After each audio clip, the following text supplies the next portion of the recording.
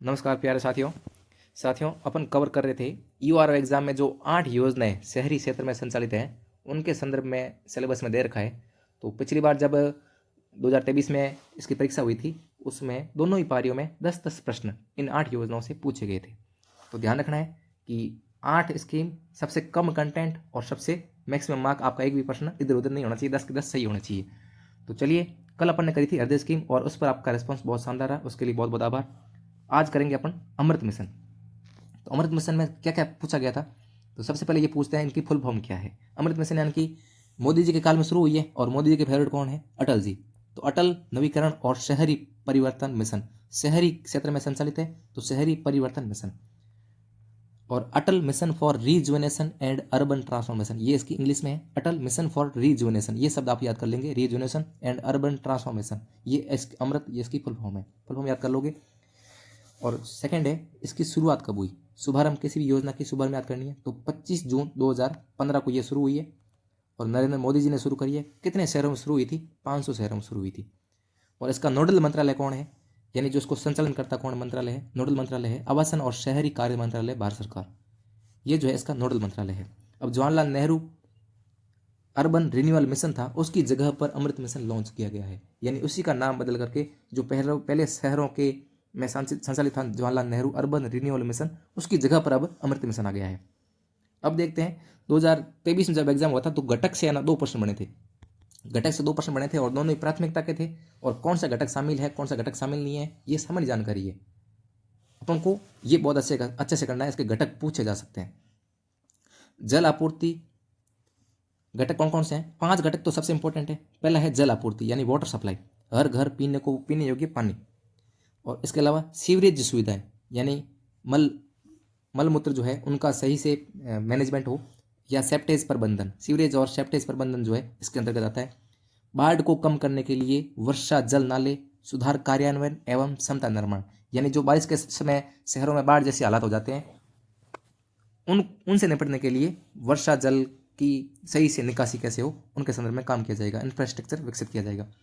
चौथा है पैदल मार्ग या गैर मोटरीकृत, यानी कि जो मोटर वाहन ज़्यादा होने से, ज़्यादा अपने जाम लगने से जो प्रदूषण होता है उनको कम करने के लिए क्या किया जाएगा? सार्वजनिक परिवहन सुविधाएं मुहैया कराई जाएगी, उनको बढ़ाया जाएगा। सार्वजनिक पब्लिक ट्रांसपोर्ट जो है उसको बढ़ाया जाएगा, गैर मोटरीकृत, ठीक है। और विशेषतः बच्चों के लिए हरित स्थलों और ग्रीन पार्क्स का निर्माण किया जाएगा और मनोरंजन केंद्रों का निर्माण किया जाएगा। इसमें जो सबसे प्राथमिकता वाले क्षेत्र हैं वो जलापूर्ति और सीवरेज, उसके बाद बाढ़ कम करने के लिए वर्षा जल निकासी। ये जो है क्रम भी ऐसा ही है, आपको याद कर लेना है।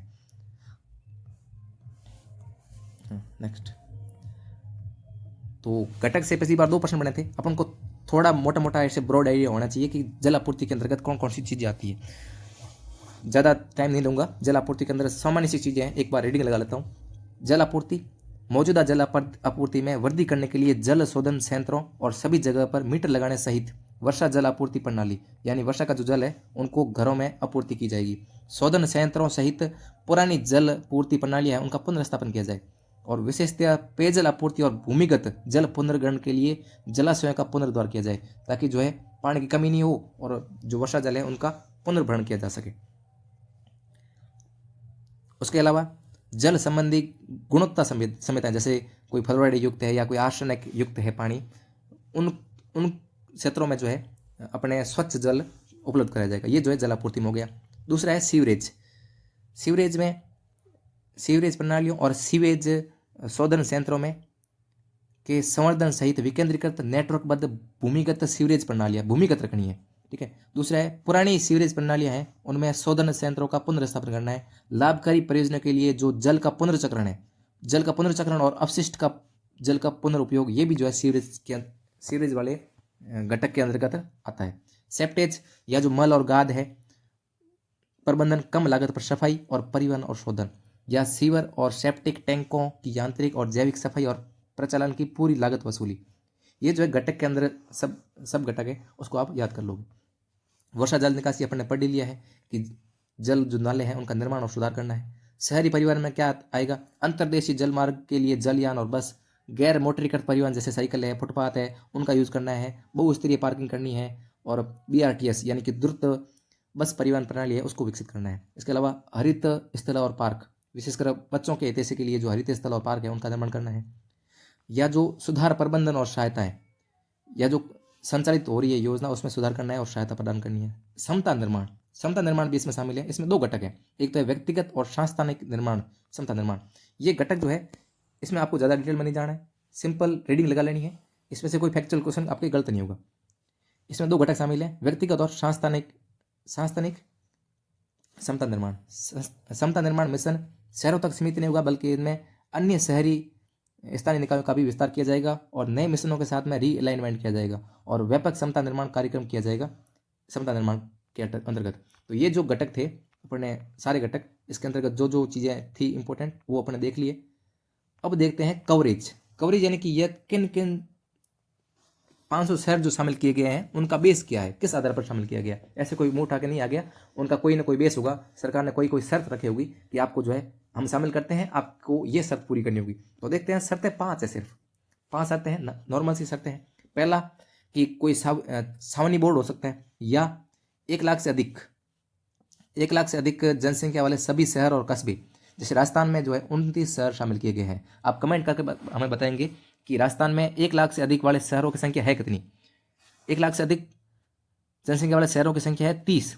राजस्थान में शामिल किए गए हैं 29, ध्यान रखना, राजस्थान में शामिल किए गए 29, जबकि उसमें 2 ऐसे क्षेत्र हैं, मकराना और बांसवाड़ा, जिनकी जनसंख्या 1 लाख से अधिक है, फिर भी उनको शामिल नहीं किया गया। ठीक है। और एक ऐसा शहर है झालावाड़, उनको शामिल किया गया है। उनको क्यों शामिल किया गया है इसका कारण भी अपन जानेंगे। तो जो 30 शहर हैं, 30 में से 2 माइनस कर दो, मकराना और बांसवाड़ा, इनको 1 लाख से अधिक जनसंख्या होने के बावजूद शामिल नहीं किया गया है, क्योंकि नगर पालिका क्षेत्र नहीं है वहाँ पर। ठीक है, नगर पालिका क्षेत्र होना चाहिए, 1 लाख से अधिक होना चाहिए और नगर पालिका क्षेत्र होना चाहिए, तभी उसको शामिल किया जाएगा। ठीक है, ये जो मकराना और बांसवाड़ा है ये नगर पालिका क्षेत्र में नहीं आते हैं, इसलिए इनको शामिल नहीं किया गया है। और एक जो है 1 लाख से कम है जनसंख्या, फिर भी उसको शामिल कर लिया, क्योंकि वो मुख्य नदी के किनारे हैं, झालावाड़। ठीक है, इसलिए झालावाड़ को शामिल कर लिया। तो ऐसे 30 में से 2 गए, 28 हो गए, 28 प्लस 1 झालावाड़ हो गया। ये 29 शहर जो है इसमें शामिल किए गए हैं। पहले जो श्रेणी है उसमें आपको मैंने एकदम क्लियर कर दिया है कि कौन कौन से शहरों को शामिल किया गया है। दूसरा है कि पॉइंट 1 में शामिल नहीं किए गए सभी राजधानी शहर और राज्यों के कस्बे। तो राज्यों के कस्बे या राजधानी शहर जो पहले पॉइंट में नहीं आ रहे, 1 लाख से अधिक मान लो किसी की जनसंख्या नहीं है तो वो इसमें नहीं आ रहा है, मान लो नगर पालिका भी नहीं है और 1 लाख से अधिक भी नहीं है, तो फिर जो है सभी राजधानी शहर और राज्यों के कस्बे और संघ राज्य क्षेत्र इसमें शामिल हो जाएंगे। तीसरा है जो हृदय स्कीम अपन ने कल पढ़ी थी, उसमें जितने भी शहर थे, जैसे राजस्थान का अजमेर शामिल था, तो वो जो है इसके अंतर्गत आ जाएगा। और 75,000 से अधिक 1 लाख से कम जनसंख्या वाले 13 शहर इसमें शामिल हैं। वो किस घटक के अंतर्गत है? जो नदियों के किनारे हैं, वो 13 शहर हैं। और राजस्थान का झालावाड़ इसमें हो गया नदियों के किनारे वाला। और पर्वतीय राज्यों और द्वीप समूह पर्यटन स्थलों से 10 शहर, पर्वतीय राज्य और द्वीप समूह और पर्यटन स्थल, इनसे 10 शहर किए गए हैं। और प्रत्येक राज्य से 1, ऐसे नहीं कि पर्यटन स्थल किसी जगह 2 हो गए तो 2 शामिल कर लिया, नहीं, ज़्यादा से ज़्यादा 1 ही शामिल किया जाएगा प्रत्येक राज्य से। ये 5 कैटेगरी होगी। और राजस्थान के शहर मैंने आपको बता दिए कितने हो गए, 29। देश के लगभग 60% शहरी आबादी को अमृत मिशन के तहत कवर किया गया है। ये लाइन जो है वार्षिक प्रतिवेदन में लिखी हुई है ऐसी कैसी। अब जो है आपको देख लेना एक बार, मोटा मोटा आइडिया होना चाहिए कि कौन से शहर शामिल है, कौन से शहर शामिल नहीं है। ए से शुरू करनी है और जेड तक करनी है। ठीक है, जयपुर, जोधपुर, कोटा, इनको मैंने येलो क्यों किया है, क्योंकि जो 10 लाख से ऊपर है वो 3 शहर हैं। 10 लाख से ऊपर वाले कितने शहर हो गए? 3। एक बार मैं हटा देता हूँ उनको ताकि आपको क्लियर दिखे।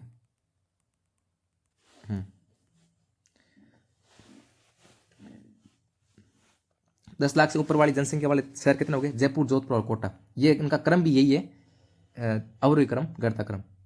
ठीक है, और इस प्रकार से 3। और एक अजमेर को मैंने क्यों किया है, क्योंकि हृदय स्कीम के अंतर्गत आता है। बीकानेर, उदयपुर, भरतपुर, भीलवाड़ा, तो ये जो है संभाग, ये संभाग आ गई यहाँ तक। तो उसके बाद भीलवाड़ा, पाली, हनुमानगढ़, अलवर, सीकर, धौलपुर, सवाई माधोपुर, चूरू, बारा, चित्तौड़, नागौर, बूंदी, गंगानगर, टोंक, झुंझुनू, भिवाड़ी, ब्यावर, गंगापुर सिटी, हिंडौन सिटी, सुजानगढ़, किशनगढ़ और झालावाड़। ये जो है इनको आपको एक ब्रॉड आइडिया होना चाहिए कि कौन कौन से क्षेत्र किधर किधर हैं। एक बार आप मैपिंग करोगे तो आसानी से याद हो जाएंगे, 1-2 बार पढ़ोगे तो याद हो जाएंगे। मकराना और बांसवाड़ा 1 लाख से अधिक जनसंख्या होने के बाद भी शामिल नहीं है, और झालावाड़ की जनसंख्या 1 लाख से कम है, परंतु यह नदी के किनारे स्थित होने के कारण शामिल हो गया है। इनका फंडिंग पैटर्न क्या है, आपको जो है राजस्थान के कई गुरुजी अलग अलग बताएंगे, आपको भरोसा किस पर करना है। ये जो मंत्री साहब ने जवाब दिया है लोकसभा के अंदर, उन पर आपको भरोसा करना है, मेरे पे नहीं करना है। जो लोकसभा में जवाब दिया है, मंत्रालय के मंत्री हैं, उन्होंने पूरी जिम्मेदारी के साथ आंसर दिया, और मैं भी आपको पूरी जिम्मेदारी से पढ़ा रहा हूँ। तो इसमें जो है 3 कैटेगरी है। एक तो है यूनियन टेरिटरीज के लिए, क्योंकि सेंट्रल स्पॉन्सर्ड स्कीम है, यानी कि सेंट्रल सेक्टर की नहीं है, सेंट्रल सेक्टर की वे स्कीम्स होती हैं जो केंद्र सरकार द्वारा चली जा रही है, तो उनमें पूरी तरह से फंड 100% भारत सरकार देती है। ये जो सेंट्रल स्पॉन्सर्ड स्कीम होती है, इसमें राज्य का भी कुछ हिस्सा होता है। तो यूनियन टेरिटरीज के लिए सभी क्षेत्र जो अपने घटक पड़ गए थे, सेक्टर्स यानी कि जो घटक पड़ गए थे, उनके लिए 100% कौन देगा, केंद्र सरकार देगी। ठीक है, अब देखते हैं जो 8 नॉर्थ ईस्ट स्टेट्स हैं, उनके अलावा जो उधर नॉर्थ ईस्टर्न स्टेट्स है, उसके अलावा हिमालय स्टेट्स और जैसे हिमाचल प्रदेश और उत्तराखंड है, उनके लिए 90-10 का रेशियो है। केंद्र सरकार 90 देगी और जो राज्य सरकार है वो 10% वहन करेगी। ठीक है, राज्य सरकार के साथ में यहाँ ध्यान रखना जो ये अर्बन लोकल बॉडीज है, ये भी इसमें शामिल है। अब देखते हैं अपना राजस्थान किस में आएगा, 3rd कैटेगरी में आएगा, जिसमें जो है एक घटक निकालना है। अपने जो घटक पढ़ के आए थे अभी, वही है water supply, sewerage and septage management, फिर है स्टॉर्म वाटर ड्रेनेज यानी जो वर्षा जल निकासी था वो वाला, और एक अर्बन ट्रांसपोर्ट नॉन मोटराइज्ड। ये जो है इसमें रेशियो क्या है। एक जो है पार्क्स और ग्रीन का ये अलग ही है, हरित जो पार्क्स थे उनके लिए अलग है रेशियो, ध्यान रखना। ये घटक आ गए थे इसमें सारे, अपन देख रहे हैं। ये जो सेक्टर्स थे, मैं हटा लेता हूँ इसको एक बार।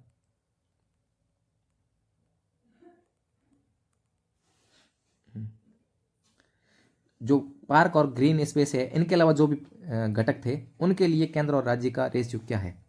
तो उनमें 2 कैटेगरी रखी गई है फंडिंग के लिए। एक तो है कि 10 लाख तक है, तो भाई जितनी राशि, जितनी जनसंख्या कम होगी ना, उतना केंद्र सरकार ज़्यादा से देगी, पैसे देगी। ध्यान रखना, ये चीज़ थोड़ा सा माइंड में रखना कि अगर जनसंख्या कम है तो केंद्र सरकार ज़्यादा देगी, अगर जनसंख्या ज़्यादा है तो क्या करो, अपने आप लाओ भाई, ज़्यादा है तो अपने आप करो, ऐसे मतलब कम देगी। अगर ज़्यादा जनसंख्या है राज्यों की या उस शहरी निकाय की, तो वहाँ पर जो है कम देगी फंडिंग केंद्र सरकार, और अगर जनसंख्या कम है तो पर अधिक देगी। तो ये 10 लाख तक अगर जनसंख्या है किसी सिटीज़ में, तो 50-50% है। 50 केंद्र का है और 50 किसका है, राज्य और स्टेट और यूएलबी का मिला करके कितना है, 50% है। ध्यान रखना, अलग से कैटेगराइजेशन नहीं किया गया है, इस लोकसभा के आंसर में जो दिया गया है वही मैं आपको बता रहा हूँ। तो 50-50% किस में हुआ कि 10 लाख से कम जो जनसंख्या है उसमें केंद्र और राज्य का कितना है, 50-50 है। और केंद्र राज्य के साथ में यूएलबी भी है, यानी अर्बन लोकल बॉडीज भी इसके अंतर्गत आ जाएगी। अब देखते हैं कि अबो 10 लाख, 10 लाख से अधिक है तो केंद्र सरकार कितना देगी, 33%, और अन्य जो है 66.67 जो है केंद्र, ये राज्य सरकार और यूएलबी यानी अर्बन लोकल बॉडीज जो है वहन करेगी। ये जो है 50-50 हिस्सा किस में है, ये जो है ग्रीन पार्क और स्पेस जो था, ग्रीन पार्क्स और ग्रीन स्पेस जो था, हरित स्थल जो थे, उनके लिए 50-50 है। तो ये अच्छा क्वेश्चन बन सकता है, आरपीएससी बनाना चाहे तो अच्छा क्वेश्चन बना सकती है इसमें से। तो शॉर्ट में 10 लाख से अधिक जनसंख्या वाले शहरों के लिए केंद्र सरकार कितना दे रही है, 33%, राज्य और शहरी निकाय मिल करके 66.67, 10 लाख से कम वाले 50-50, ठीक है। और ये ग्रीन पार्क वाला अलग से याद कर लोगे आप। अब ये जो है इको सर्वे से मैंने लिया चीज़ कि मार्च 2024 तक मिशन अवधि के लिए कुल परियोजना लागत कितनी है, कुल परियोजना लागत, ये राजस्थान के लिए है, इस पर से ध्यान रखना, ये राजस्थान के लिए है डाटा, राजस्थान की इकोनॉमिक सर्वे से लिए गए हैं। मार्च 2024 तक मिशन की अवधि तक के लिए कुल परियोजना लागत कितनी है, 32-23 करोड़ है। और राज्य के हिस्से के लिए आवास और शहरी विकास निगम लिमिटेड यानी हुडको से राशि स्वीकृत की गई है, ठीक है। यानी कि पब्लिक जो पीपीपी मोड है, पब्लिक प्राइवेट पार्टनरशिप है, उनके अलावा उनकी तरफ से ये जो है राशि स्वीकृत की गई है। यूएलबी शेयर के रूप में निदेशालय स्थानीय निकाय विभाग से अनुदान के रूप में राशि ली गई है। अनुदान के रूप में हुडको से लोन स्वीकृत करके यूएलबी शेयर के रूप में शहरी निकाय को जारी कर दिया गया है। तो ये जो है सामान्य जानकारी है, इसमें से फैक्ट वाला क्वेश्चन बनने के चांसेस नहीं है, आप एक बार रीडिंग लगा लेना इसकी बस। और वर्तमान में चल रहे कार्यों की भौतिक प्रगति तो कितनी है, यानी धरातल पर काम हो गया 97%, और वित्तीय काम हो गया है 94%। ठीक है, तो फंडिंग से रिलेटेड आपको कोई ऐसे नहीं लेना है लोड अब कि घटक अपन ने पढ़ लिए, घटक के अलावा अपन ने पढ़ लिया कवरेज। ठीक है, कवरेज के अलावा अपन ने पढ़ लिया अब फंडिंग पैटर्न। अब आते हैं जो इसका सेकंड चरण है। सेकंड चरण क्यों? क्योंकि पहला चरण जो है पूरा हो गया है, अब सेकंड चरण की जरूरत पड़ेगी। तो सेकंड चरण लॉन्च करने कौन आएंगे? मोदी जी आएंगे, क्योंकि मोदी जी अभी तक मोदी जी हैं। तो 1 अक्टूबर 2021 को लॉन्च किया किसने? मोदी जी ने किया है, और सेंट्रल स्पॉन्सर्ड स्कीम है। मिशन पीरियड कितना है? 2021-22 से 2025-26 तक है, ध्यान रखना। ये जो है अटल अमृत मिशन जो 2.0 है उसका टाइम पीरियड है 2021-22 से 2025-26। अब ये उसमें सीधा सीधा लिखा गया है, लाइन ऐसे कैसे पूछ सकते हैं कि शहरी निकायों में जल प्रदाय योजना द्वारा वर्ष 2025-26 तक हर घर नल शहरी क्षेत्रों में, ध्यान रखना शहरी क्षेत्रों में 25-26 तक हर घर जल द्वारा पेयजल उपलब्ध कराने का लक्ष्य रखा गया है। ध्यान रखना ये राजस्थान सरकार के लिए है कि 25-26 तक हर घर नल उपलब्ध कराया जाएगा। ये जो है अपने केंद्र सरकार के लिए लक्ष्य है कि 4700, यानी जो वार्षिक प्रतिवेदन था उसमें तो था 4700, और जो पीआईबी का स्रोत था उसमें 4900 था। तो आप दोनों याद कर लेंगे, ऑप्शन के हिसाब से वहां करके आएंगे। फंडिंग पैटर्न क्या है उसमें 1.0 में, यानी जो पहला चरण था उसमें अलग है, और इसमें 2.0 है अमृत का, यानी दूसरा चरण है, उसमें फंडिंग पैटर्न थोड़ा सा अलग है। टोटल बजट कितना है? 2,99,000 करोड़, और सेंटर कितना दे रहा है इसमें से? 76,000। ये जो है केंद्र सरकार दे रही है इसमें। अब इसमें फंडिंग पैटर्न किस प्रकार से है? इसमें 3 श्रेणियां कर दी गई है, ध्यान रखना। आपको कई गुरुजी ऐसे बता सकते हैं कि दोनों चरणों में फंडिंग पैटर्न सेम है, लेकिन नहीं, मैंने ये लिया है अमृत 2.0 वाला मैंने लिया है। हाँ, ये था उसमें जो वार्षिक प्रतिवेदन था उसमें था, और वार्षिक प्रतिवेदन के साथ में ये राजस्थान के इकोनॉमिक सर्वे में भी दे रखा है। ऐसे कैसे? तो 1 लाख से कम आबादी है उनके लिए केंद्र सरकार कितना ऐसा देगी? 50%। बाकी वाले कौन वहन करेंगे? बाकी वाले जो है राज्य सरकार और वो यूएलबी है वो अपने आपस में सलटेंगे। 1 लाख से कम तक है तो 50%। ध्यान रखना इसमें 1 लाख से कम आबादी वाले भी शामिल कर लिए गए हैं। ठीक है, उनके लिए 50% राशि कौन देगा? केंद्र सरकार। 1 लाख से अगर 10 लाख के बीच में है, यानी जो शहर थे और 3 शहरों के अलावा ना, 3 शहर कौन से? जयपुर, जोधपुर, कोटा, उनके अलावा जो है केंद्र सरकार कितना दे रही है? 33% दे रही है। बाकी वाला कौन वहन करेगा? राज्य सरकार और यूएलबी। 10 लाख से अगर अधिक है तो केंद्र सरकार कितना दे रही है? 25%, और शेष हिस्सा राज्य सरकार द्वारा वहन किया जाएगा।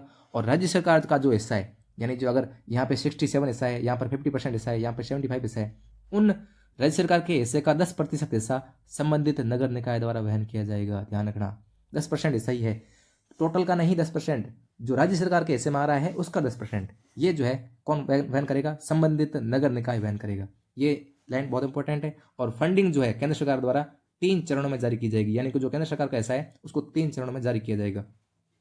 ये क्वेश्चन बना था पिछली बार कि जल आपूर्ति और सीवरेज की सार्वभौमिक कवरेज इसके प्राथमिकता वाले क्षेत्र है, और जल आपूर्ति और सीवरेज ये दोनों ही प्राथमिकता वाला क्षेत्र है। उसमें ये देखिए पूछा था कि जल आपूर्ति के बाद में कौन सा प्राथमिकता वाला क्षेत्र है?